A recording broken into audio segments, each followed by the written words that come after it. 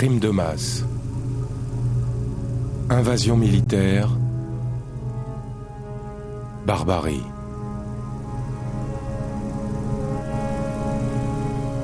Les violences extrêmes ont un but, asservir les peuples. Mais l'histoire prouve que face à ces violences, les peuples finissent par réagir.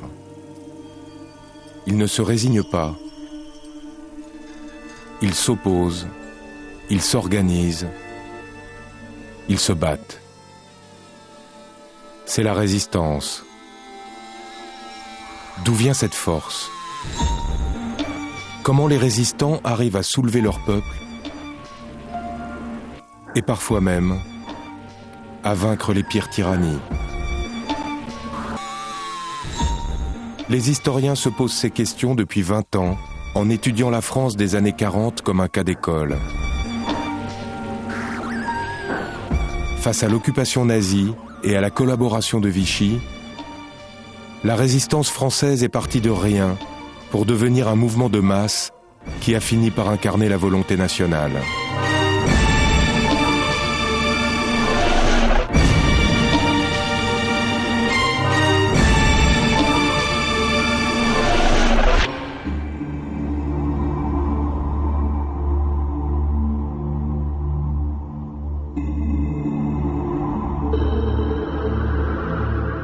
La lutte armée est la forme la plus mythique de toutes les résistances. Combattre les armes à la main ses oppresseurs, libérer son pays en utilisant la violence en réponse à la violence, c'est l'incarnation d'une force morale qui fait les héros du peuple. Mais comme tous les mythes, celui-ci est loin de la réalité historique. L'action des maquisards ou des francs-tireurs dans la France occupée a joué un rôle militaire important. Mais ce fut d'abord une action politique, une forme ultime de la résistance qui mit longtemps à se dessiner. La France venait de subir la plus grave défaite militaire de toute son histoire. 5 millions de soldats avaient été écrasés par une armée allemande plus moderne, plus puissante.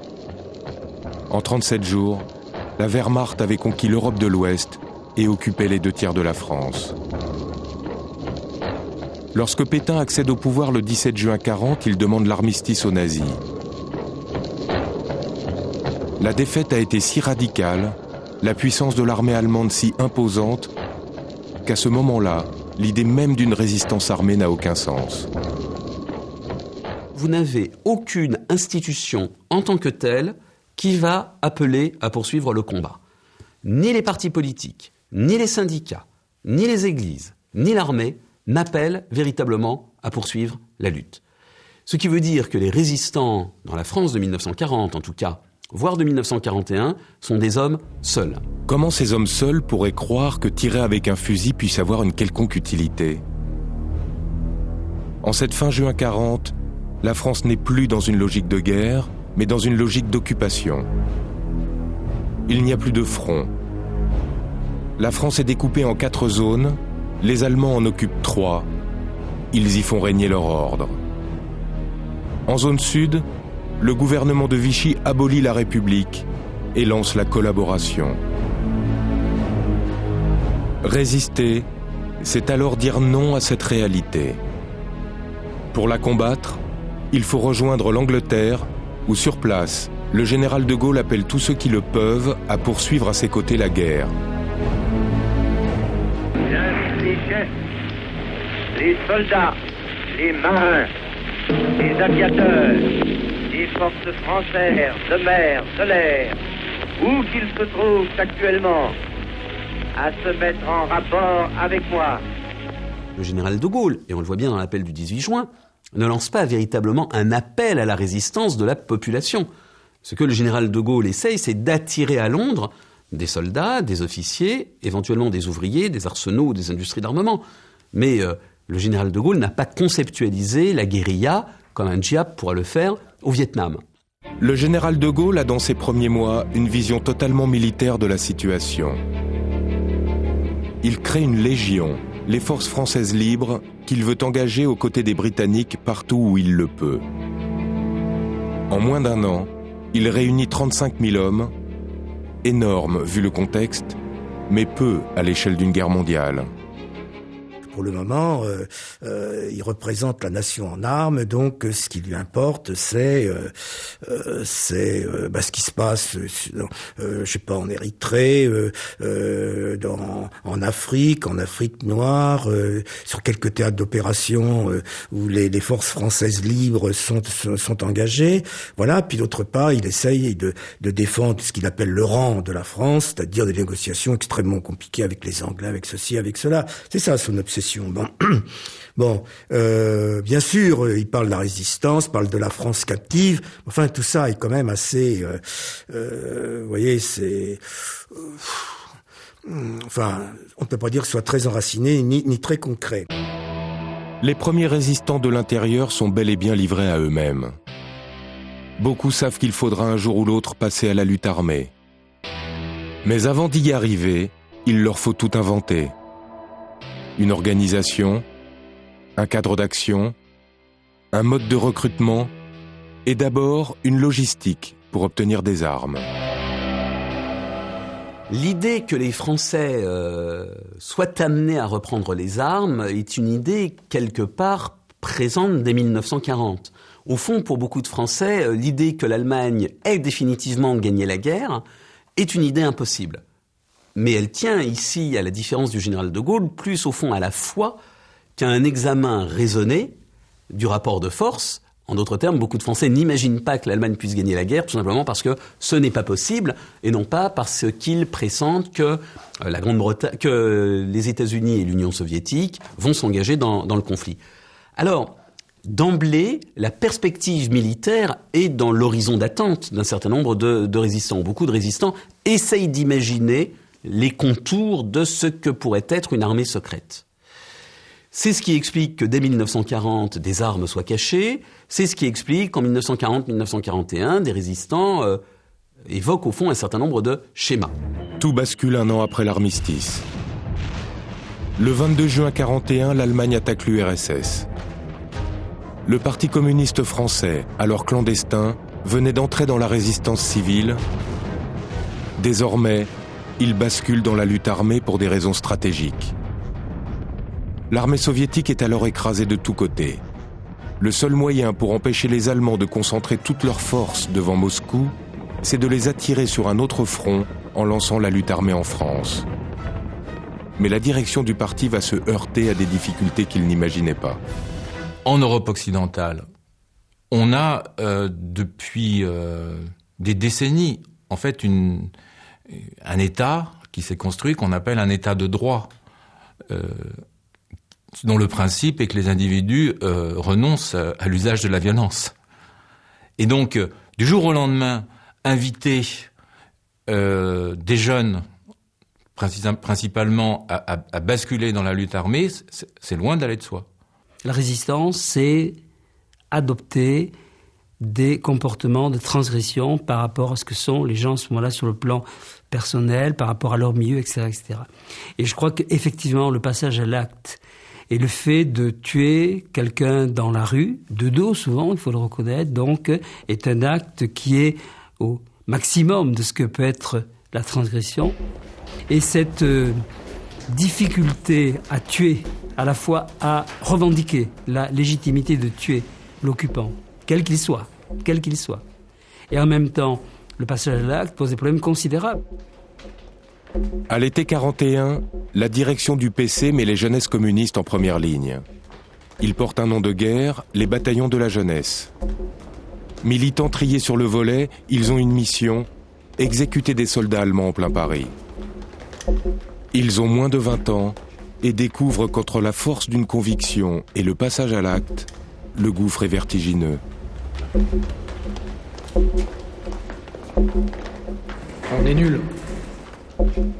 C'est une forme de lutte qui est complètement neuve. Enfin, on a parlé de ça à propos donc des anarchistes russes à la fin du 19e et tout, mais la France n'a pas connu d'une façon en tout cas systématique ce genre de pratique. Et c'est vrai que c'est, là encore une fois, contraire à ce que sont les codes culturels du temps. Au début, les communistes n'étaient pas sûrs ce qu'ils pensaient de cette idée de violence. Parce que dans l'idéologie communiste, l'idée des actes individuels de terrorisme, ça rentre pas dans le discours traditionnel du Parti communiste. On sait très bien qu'il y a eu de très nombreuses hésitations et que certains, au moment de ce passage à l'acte, ont fait marche arrière, etc.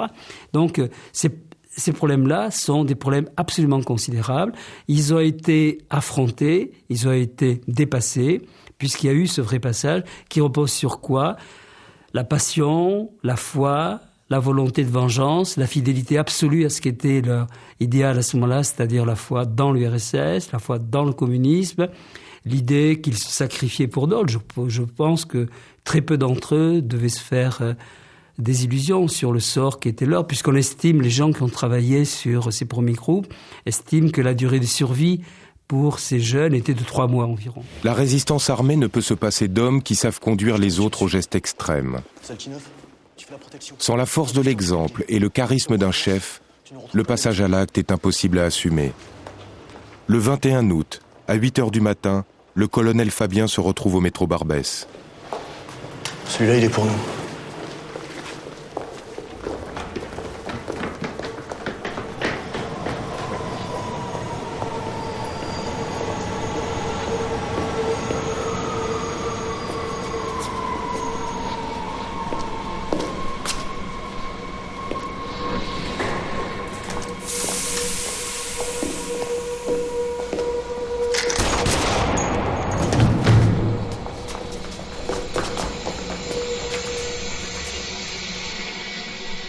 Dans la semaine qui suit l'exécution de l'aspirant Moser, 5 autres soldats allemands sont abattus par les bataillons de la jeunesse.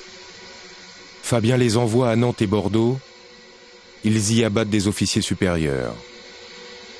Les Allemands organisent des cérémonies grandioses à Paris, puis changent de stratégie.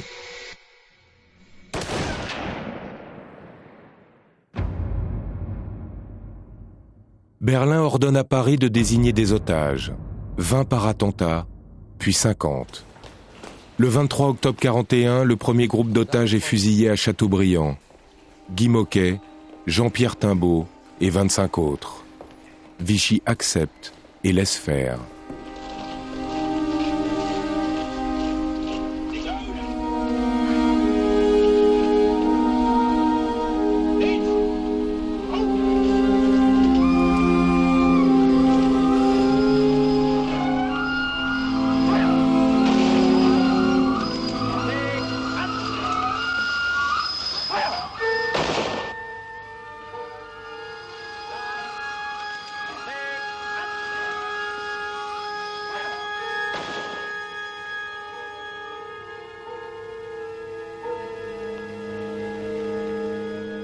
Les attentats et représailles modifient radicalement la situation en France. C'est toute la force de l'action directe. Quelques dizaines de personnes parviennent à elles seules à modifier les équilibres. Chaque force en présence, résistant et occupant, est obligée de réagir. Il faut envoyer de plus en plus de soldats sur le front de l'Est. On a de moins en moins de moyens de contrôler la situation ici sur place. Mais comment est-ce qu'on peut maintenir l'ordre si on dépasse, avec une 50aine d'otages qu'on va fusiller, ou une centaine même, qui est demandée à partir d'un certain moment, parce qu'on dépasse toute une rationalité de pensée à ce moment-là. On va créer une atmosphère de haine, on va créer des problèmes supplémentaires grâce à cela. Mais à Berlin, on reste sur la position qu'il faut faire une impression très forte sur la population ici en France. Deuxième impact, celui à l'égard de l'opinion. Alors c'est vrai que dans un premier temps, il y a incompréhension de l'opinion. Et parfois qui va, c'est vrai, jusqu'à une condamnation. Mais, comme on le sait, ces attentats vont être suivis donc d'une répression absolument sanglante avec des exécutions massives d'otages. On peut dire qu'à partir de ce moment-là, on passe de l'agressivité contre l'occupant à une forme de haine contre l'occupant. En entrant dans un cycle attentat, représailles, attentat, est-ce qu'au fond, la population ne risquait pas d'acquitter un coût très lourd, trop lourd, par rapport aux pertes que les Allemands enduraient? L'action directe pose tellement de questions à l'ensemble de la résistance que le plus important agent gaulliste en France occupée prend l'initiative du premier contact officiel de la France libre avec la direction du PCF. Le colonel Rémy rencontre leur porte-parole, Georges Beaufils, au bois de Boulogne.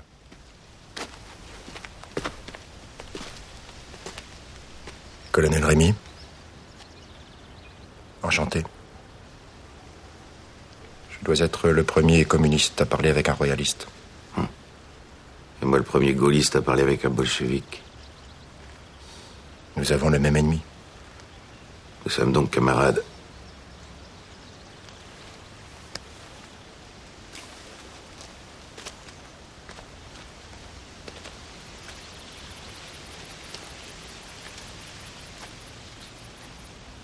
Londres ne comprend rien à vos méthodes. Normal. Nous faisons une guerre de partisans. Mais pourquoi vous obstinez-vous à tuer des Allemands isolés? Ça nous permet de récupérer leurs armes.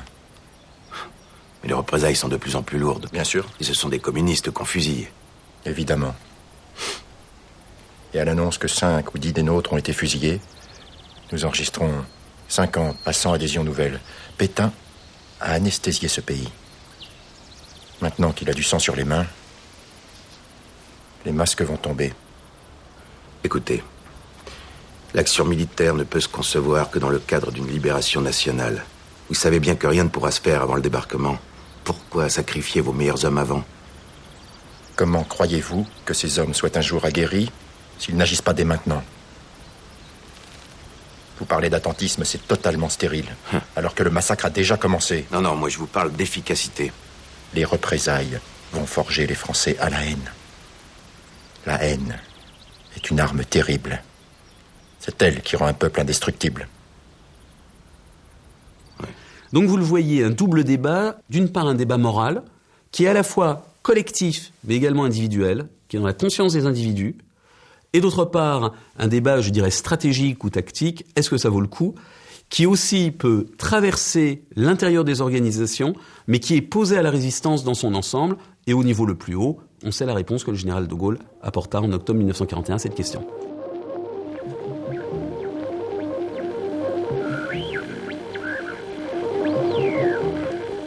Ici, nous.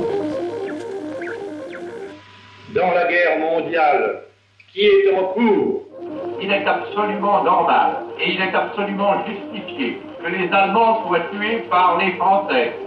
Mais il y a une tactique à la guerre.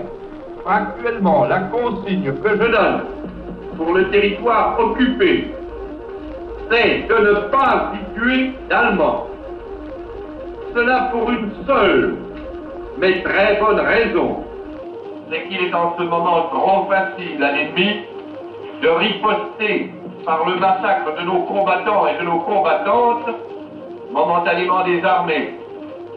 Au contraire, dès que nous serons en mesure de passer tous ensemble à l'attaque par l'extérieur et par l'intérieur, vous recevrez les ordres voulus.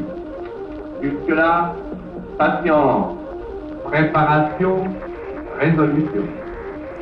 Donc je dirais que d'un point de vue théorique, la question a été tranchée avec une ferme opposition entre d'une part les communistes et de l'autre De Gaulle, mais que sur le terrain, au fond, tout a dépendu de l'initiative des individus, des mouvements, des groupes qui, au fond, ont eu une grande latitude pour mener le type d'action qu'ils souhaitaient.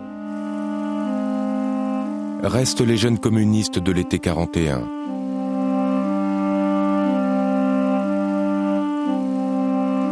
Au printemps 42, ils sont décimés par la police française qui les livre aux Allemands.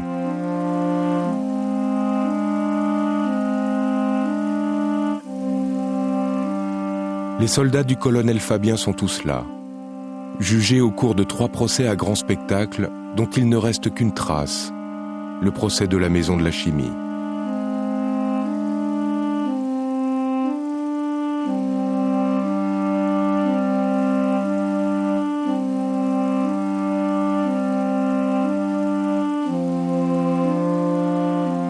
André Kirchen, 15 ans, un des premiers à avoir abattu un des soldats allemands après Fabien.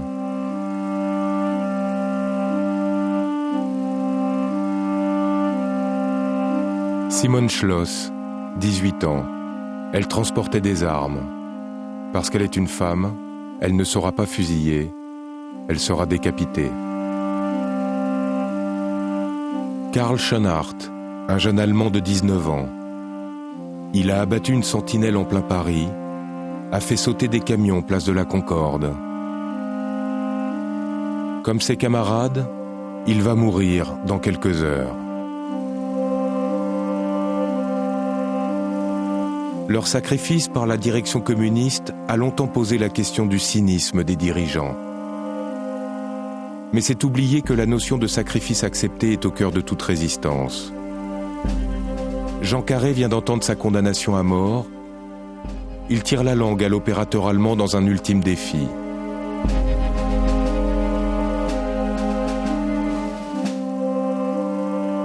Comme pour tous les résistants, armés ou pas, cette notion de sacrifice nous renvoie à nos valeurs les plus profondes. C'est l'idée du christianisme, c'est-à-dire du témoignage des martyrs. Et donc cette idée est quand même très présente. Elle est présente, par exemple, dans le mouvement Défense de la France, qui a une forte sensibilité chrétienne, et qui met en exergue de son journal « Je ne crois que les histoires dont les témoins se font égorger ». Ce qui veut dire que pour beaucoup de résistants, on peut être effectivement dans une logique du témoignage qui soit une logique sacrificielle. Certains résistants m'ont dit qu'ils n'imaginaient pas survivre au fond à la guerre et à l'occupation, et qu'ils étaient prêts à accepter la mort à partir du moment où cette mort portait témoignage. L'autre élément qui est important, c'est bien entendu la démocratie d'opinion, c'est-à-dire l'idée qu'on a le droit de s'exprimer, que l'on doit s'exprimer contre l'intolérance, contre l'injustice, et que ce témoignage a une force.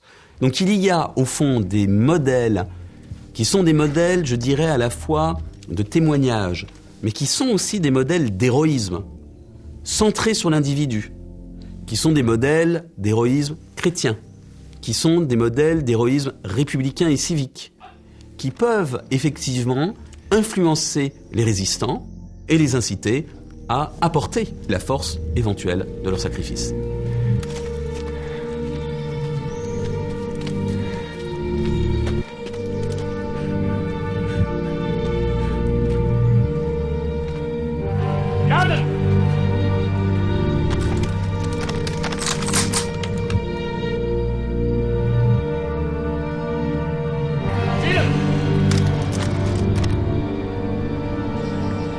Je meurs comme mon père pour la liberté, la France et l'Allemagne.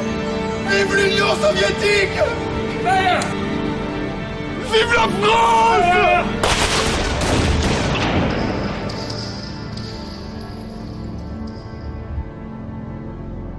La disparition des bataillons de la jeunesse tourne une page de l'histoire de la résistance. Une autre s'ouvre grâce à un jeune préfet révoqué par Vichy, Jean Moulin. Il a rencontré De Gaulle à Londres et de retour en France, il tente de fédérer toutes les organisations de résistance. L'heure est à la coordination politique et à la rationalisation militaire. Communistes et non communistes généralisent une autre approche de la résistance armée, les attentats ciblés. Moins suicidaires, plus efficaces en termes militaires, les sabotages et destructions de matériel deviennent en 1942 une pratique courante. On en compte à la fin de l'année, un toutes les 12 heures en France. Pour beaucoup de résistants, le passage à la lutte armée a véritablement correspondu à un besoin, à un désir qui correspondent à énormément de motifs mêlés. L'idée d'abord de contribuer de manière, je dirais, extrêmement directe et visible à la défaite de l'occupant. Bien entendu, vous pouvez vous dire que vous sapez le moral de l'occupant en distribuant des tracts, mais si vous tuez un Allemand, si vous détruisez un char, là vous avez une action qui est immédiatement visible et vous portez de manière visible et concrète atteinte au potentiel de l'armée allemande. Vous avez eu aussi dans la résistance d'autres motivations qui pouvaient être par exemple le goût de l'aventure, qui pouvait conduire certains à la lutte armée. Vous avez pu avoir également l'idée très brûlante chez certains jeunes de vengeance ou de revanche. Revanche par rapport à à une armée qui s'était totalement effondrée en 1940. Et je pense que cet élément a incontestablement joué pour un certain nombre de militaires. Vengeance également, par exemple, pour un certain nombre de juifs de la main-d'œuvre immigrée. La MOI, qui, voyant leurs parents ou leurs proches déportés, brûlaient de reprendre les armes pour infliger de manière presque charnelle une peine comparable au fond à la douleur qu'ils subissaient. Donc tous ces éléments expliquent qu'il y ait eu aussi une pression de la base pour passer à la lutte armée. Beaucoup de résistants de l'intérieur voulaient agir, en fait. Et après, et même si l'action immédiate n'était pas forcément toujours très efficace, c'était aussi, comme les journaux, un moyen de se montrer qu'on existait, on faisait quelque chose. Comme a dit Claude Bourdet, le numéro 2 du mouvement Combat, c'était une façon de ne pas se rouiller, en fait. Il fallait faire quelque chose. Mais c'était un débat un peu théorique jusqu'en 43-44, en fait, entre les attentistes et Action immédiate. Parce qu'en fait, même les gens qui voulaient une action immédiate, il n'y avait pas grand-chose à faire. C'est là où on pourrait parler de ce qui me semble le fondement même de la résistance.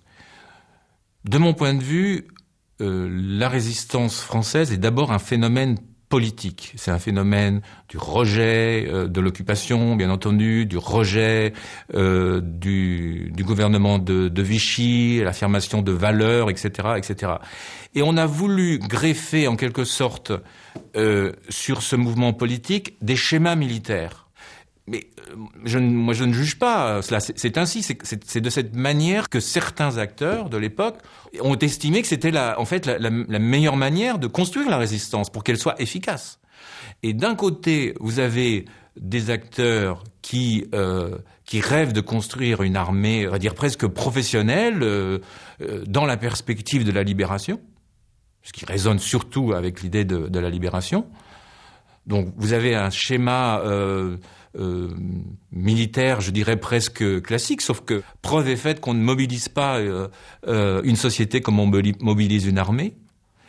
Et puis de l'autre, vous avez des gens qui, toujours à partir de ce phénomène politique, ont le schéma insurrectionnel de la Révolution française. Donc c'est du côté évidemment des communistes. Et plaquer ces deux schémas militaires très différents sur un phénomène politique, voilà la difficulté. Voilà. Et il me semble que penser la résistance, c'est justement avoir en tête ces représentations de l'époque, et en même temps comprendre que le phénomène résistant, de mon point de vue en tout cas, c'est d'abord un phénomène politique. Ce phénomène politique est la priorité de Jean Moulin. En faisant tout pour créer le Conseil national de la résistance, Moulin cherche à rassembler toutes les composantes politiques françaises dans un organisme représentatif qui leur garantit de jouer un rôle clé à la libération. En échange, l'organisation militaire de chaque mouvement doit intégrer l'armée secrète, le véritable bras armé de la France libre. Pour Moulin, cette force militaire clandestine donnera à la France son rang de nation victorieuse à la libération. Ce projet de fusion militaire sera très long à s'imposer parce que le schéma communiste insurrectionnel et celui classiquement militaire des gaullistes sont difficilement compatibles. Ils renvoient à des divergences politiques très profondes. Mais cette fusion militaire va s'accélérer à partir de novembre 1942, lorsque les Allemands envahissent la zone sud, en représailles au débarquement des Alliés en Afrique du Nord. À Vichy, Pierre Laval dirige maintenant le gouvernement et fait passer la collaboration au stade de véritable alliance avec l'Allemagne. Pour accompagner l'effort de guerre allemand, il crée le STO en février 1943, service du travail obligatoire en Allemagne. Tous les jeunes de France sont réquisitionnés pour remplacer les ouvriers allemands alors mobilisés sur le front de l'Est.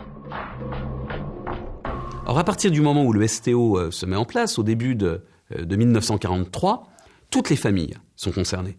Toutes les familles sont menacées. La menace ne pèse pas seulement sur le juif, le résistant, elle pèse sur tous les foyers.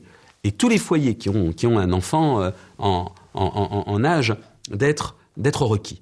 Donc tous les foyers, à ce moment-là, de manière extrêmement concrète, doivent prendre position. Laisse-t-on le fils partir en Allemagne, travailler pour l'occupant, ou essaye-t-on d'éviter ce départ?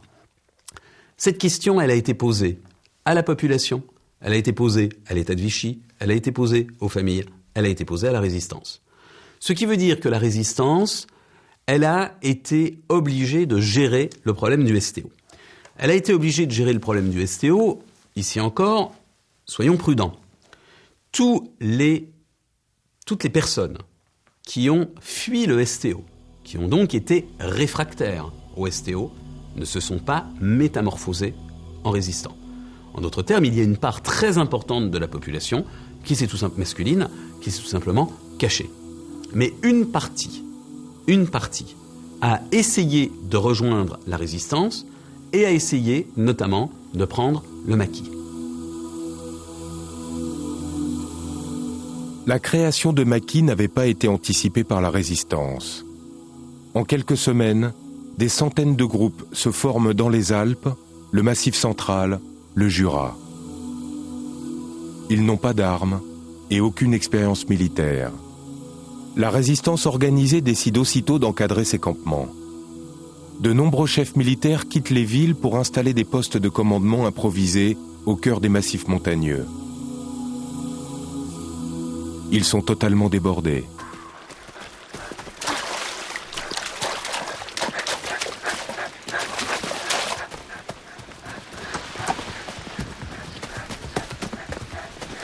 Oh là! Oh! Qu'est-ce que tu fous là, mon petit gars? Le capitaine Pavelet! Doucement, doucement, qu'est-ce que tu lui veux au capitaine? Les Boches! Quoi, les Boches? À l'Égrial! Toute une troupe, plein d'hommes, c'est tiré de partout! Merde. Au PC, vite! D'après le gosse, une première colonne a dû arriver par le col de l'Espéret, une deuxième motorisée par la route de Mandagou. Mais pourquoi vous n'avez rien entendu? C'est sur le versant nord, capitaine. Et ils ont quoi comme arme là-bas? Ils ont sauté d'un train du STO avant Montpellier il y a une semaine. Ils sont montés directement dans le maquis, donc pas une cartouche. Toi, tu rentres à ton village, compris? Oui. La création des maquis était une solution, puisqu'elle offrait une réponse, mais en raison des problèmes logistiques, la création du maquis n'a pas pu être une réponse globalement satisfaisante, tout simplement parce que les mouvements de résistance n'avaient pas les moyens matériels d'accueillir l'ensemble des réfractaires désirant se métamorphoser en résistants.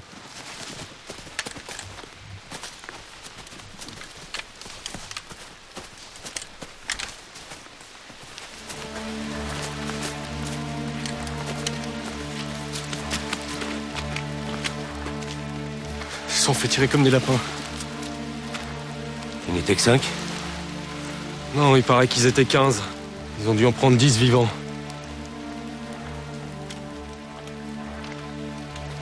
On leur a dit de rentrer, de contacter l'armée secrète, de rester en ville. Les gamins ne voulaient rien entendre. Ils disaient qu'avec le débarquement, c'est qu'une question de semaine. Mais merde à la fin avec ce débarquement! C'est ce qu'ils disaient en 42! Tu le vois venir, toi, ce débarquement? Qu'est-ce qu'on y peut, capitaine? On est une armée qui n'a pas d'armes.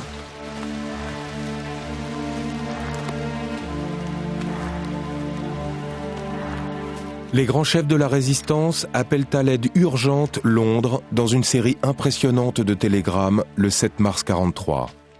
Emmanuel Dastier, patron de Libération Sud, pays mûr, je dis bien mûr pour résistance violente. Freinet à combat. Lutte libération commencée, si nos appels inutiles ordonneront action désespérée à outrance. Mais les Alliés refusent de bouger. Armer les maquis, aider la résistance, pourquoi? Quelles sont les perspectives? En 1943, la perspective du débarquement est très lointaine. L'idée qu'un débarquement va effectivement se faire, eh bien la décision véritable est prise en novembre 1943. C'est à partir de 1943, à la fin de 1943, sous la pression notamment de Staline, que la vraie décision d'ouvrir le second front en 1944 est prise. Donc armer des résistants, pourquoi faire? C'est une question. Et cette question, eh bien, les Britanniques et les Américains préfèrent y répondre par la négative, car quelles seraient les perspectives à l'idée d'armer la résistance? Parce que les Alliés étaient un peu sceptiques, il faut dire, de l'utilité de la résistance. Et donc, la résistance française a reçu beaucoup moins de matériel, par exemple, que la résistance yougoslave. Et je crois que bien que, en fait, il y avait eu moins de scepticisme, la résistance aurait pu faire plus pour la libération. Pour convaincre les Alliés d'armer le maquis, les chefs militaires décident de tourner ce petit film, le premier d'un genre que toutes les guérillas futures imiteront. Il est projeté à Lyon, en septembre 1943, aux représentants des services secrets anglais en France, Yeo Thomas. Le potentiel d'action des maquisards l'étonne. Leur précarité le touche. Il convoque une réunion de crise avec les chefs des maquis non communistes de zone sud. J'avais 22 camps organisés au-dessus de Montpellier. J'ai été amené à les faire éclater. La seule mitrailleuse dont je dispose n'a même pas de munitions. Rien qu'à Clermont-Ferrand, ils avaient 3000 hommes dans l'armée secrète. Ils ont des tonnes d'explosifs, mais pas une arme de guerre. J'ai déjà demandé qu'on remplace les explosifs dans les conteneurs par des armes portatives. On m'a promis un parachutage massif. Quand ? Fin décembre. C'est trop tard. Ça, cette saloperie qui fonctionne une fois sur deux, c'est mon arme personnelle. Les parachutages sont suspendus tant que dure la campagne de bombardement massif sur l'Allemagne. C'est clair, nous ne sommes pas votre priorité. Vous pensez toujours que nous sommes des terroristes. Non, non.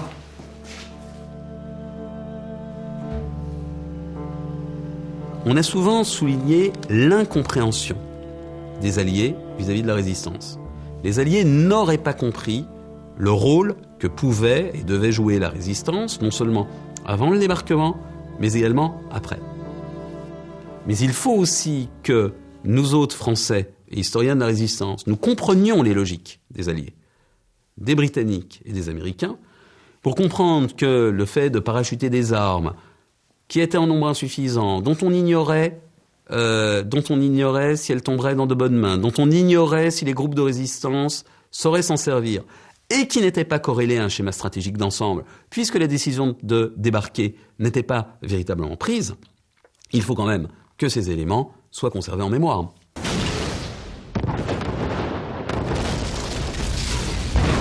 Ce manque d'armes de guerre bloque l'activité des maquis, mais pas celle des groupes de sabotage, qui entre 1942 et 1943 multiplient par 10 le nombre d'attentats. 600 rien qu'en décembre 1943, soit un toutes les heures quelque part en France. La résistance elle-même rentre dans un processus de radicalisation, d'une part en essayant, je dis bien en essayant, parce que ses moyens sont faibles encore à ce moment-là, donc en essayant de mener des coups de main une guérilla contre l'armée d'occupation, sans se faire d'illusions, je crois, très franchement, sur l'efficacité réelle de leurs actions, mais encore une fois, pour que psychologiquement, les armées, les troupes d'occupation se trouvent dans un état d'insécurité, d'instabilité, et n'arrivent plus à se sentir en pays conquis, comme c'était le cas à peu près jusqu'en 1942 inclus.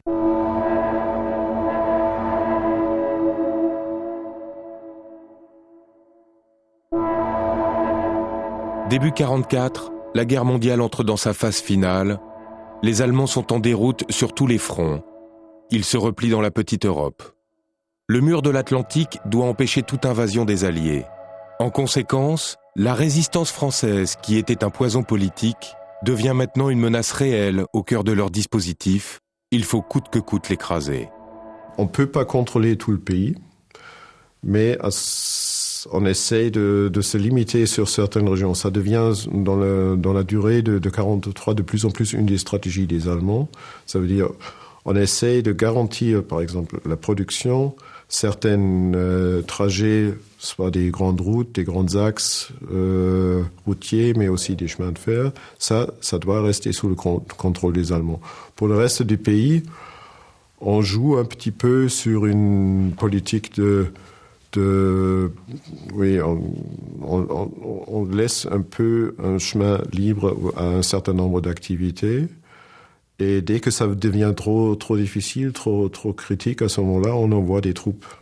sous forme d'actions militaires. C'est surtout dans le sud de la France, fin 43, début 44, où on commence à organiser avec les troupes de la Wehrmacht, avec les troupes des SS, des offensives contre les activités des maquisards.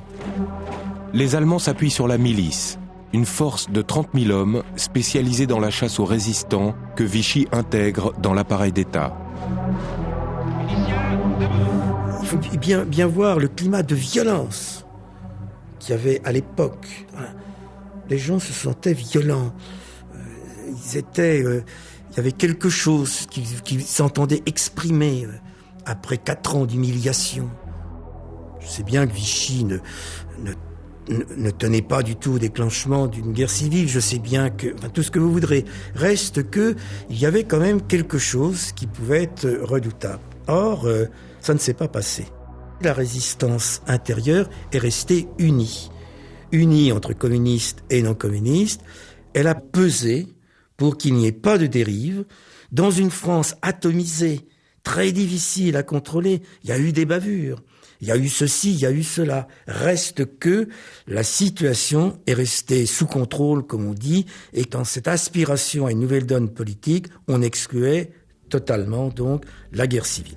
Au printemps 44, l'ensemble des forces armées de la résistance est effectivement uni au sein des FFI, Forces françaises de l'intérieur. L'idée donc qu'en 1944, en prenant les armes, eh bien on participe à la défaite de l'Allemagne, c'est une idée qui apparaît réaliste, qui apparaît raisonnable et qui apparaît concrète. Et je pense que c'est bien cette perspective qui a poussé des milliers de Français à s'engager, non pas pour courir après le char de la victoire, mais tout simplement parce que désormais le sacrifice éventuel, et ce sacrifice éventuel a été lourd, car vous avez quand même des milliers de FFI qui sont morts en 1944, eh bien cette idée valait la peine que l'on s'engage dans la résistance. À Londres, on prépare le débarquement. On a enfin intégré la résistance intérieure dans le plan de bataille. Les parachutages d'armes et d'explosifs deviennent massifs. Des plans d'action sophistiqués sont élaborés, sabotage des chemins de fer, des voies de communication allemandes, schéma d'engagement des FFI. Maintenant tout est prêt. Il ne manque plus qu'un mot d'ordre, un feu vert, un grand discours. Dans la nuit du 5 au 6 juin, le général de Gaulle l'enregistre. La bataille suprême est engagée. Après tant de combats, de fureur, de douleur, voici venu le choc décisif. Le choc tant espéré. Bien entendu, c'est la bataille de France et c'est la bataille de la France. Alors, quelque chose d'inouï s'empare de la France. Des 4 coins du pays, des centaines de milliers de volontaires se soulèvent. Devenir résistant en juillet 1944 n'était pas forcément de l'opportunisme, en fait. Au contraire, nous savons que la guerre allait, que la libération de la France serait terminée en septembre, plus ou moins terminée de toute façon en septembre 1944. Mais les gens ne savaient pas à l'époque. Ça aurait pu prendre une année en fait. On savait pas que la libération serait si rapide. Et en fait, dans un sens, paradoxalement, c'était dans un sens plus dangereux de devenir résistant en juillet 1944. Quand c'était vraiment c'était une guerre, en fait. Le 6 juin, les plans de sabotage sont tous exécutés. Le plan rouge, sabotage des communications. Le plan bleu, sabotage des réseaux électriques. Le plan vert, sabotage des transports. C'est le début de la bataille du rail. Les résistants de l'intérieur s'étaient engagés à déclencher le plan vert le 5 juin 1944 pour bloquer les transports allemands. Il y avait d'autres plans, mais celui-là était le plus important. Les résistants ont tenu ce qu'ils s'étaient engagés à faire. Et ça, Eisenhower et bien d'autres l'ont tout à fait reconnu. Et ça a eu une importance très grande. La résistance, elle a joué également un rôle militaire que l'on voit notamment en Bretagne en soulageant l'armée d'un certain nombre de tâches. Les Alliés ont été, les Américains, notamment du général Patton et de son subordonné Middleton, ont été extrêmement surpris en Bretagne de voir des FFI les aider pour les guider, pour garder les prisonniers, pour guider des ouvrages d'art. Ils avaient même, par exemple, dépêché une mission spéciale parachutée pour garder le viaduc de Morlaix, qui est très important d'un point de vue ferroviaire, lorsqu'ils se sont aperçus que la résistance les gardait. En d'autres termes, la résistance, elle a énormément soulagé les Alliés d'un certain nombre de tâches importantes et coûteuses en effectifs, qui leur a permis de combattre et donc d'avancer très vite. Ce qui veut dire que la forte progression, la rapide progression des Alliés, notamment en Bretagne, a été grandement servie par l'action des FFI bretons. La participation des résistants au combat de la libération est réelle, mais ne doit pas être surévaluée. La résistance au moment de la libération ne peut pas se résumer à son efficacité militaire. Et c'est vrai qu'il y a toute une école historique, pas toujours favorable d'ailleurs à l'idée même de résistant, et qui tient absolument, consciemment ou pas, à l'enfermer dans cette dimension militaire. Il ne s'agit pas de la nier, mais en même temps de se rendre compte qu'agissant ainsi, on dénature une grande partie de la résistance.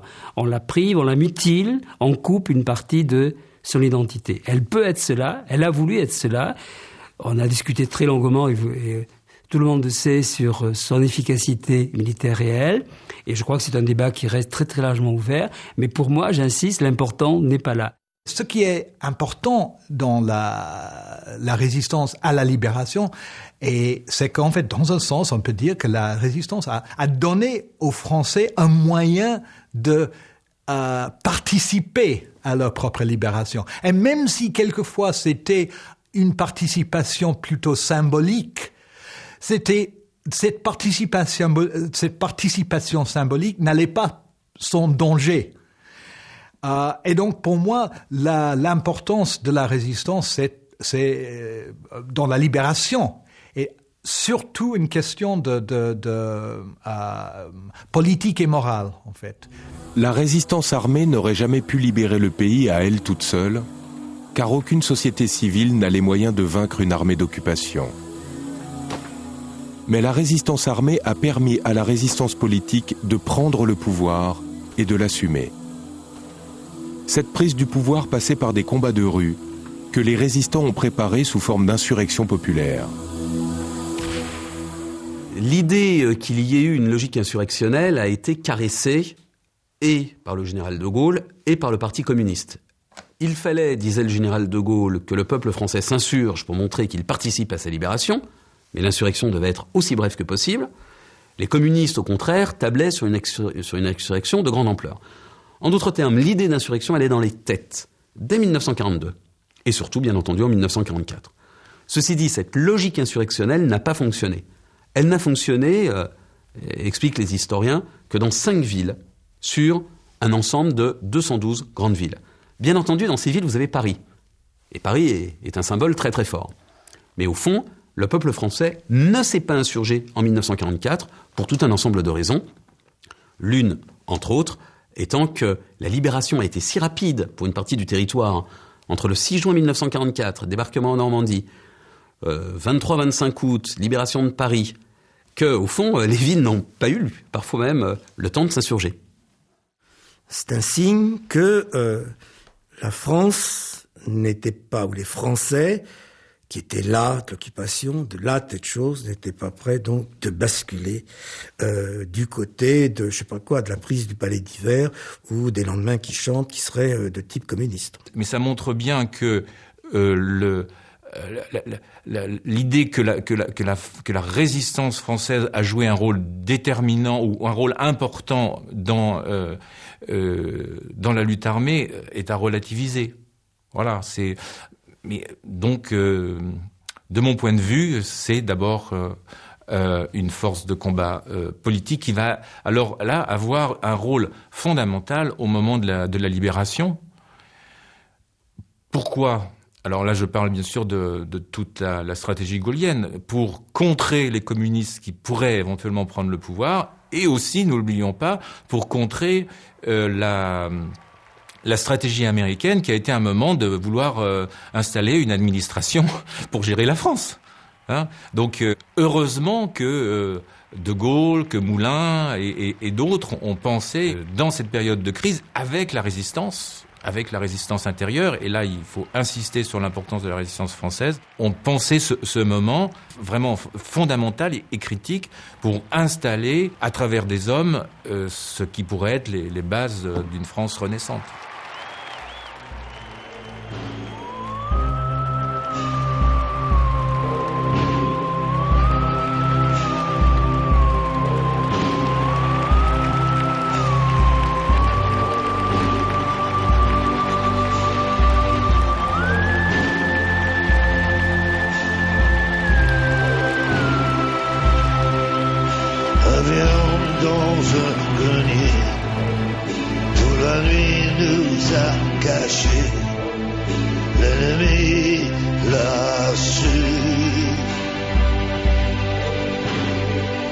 Il est mort sans surprise.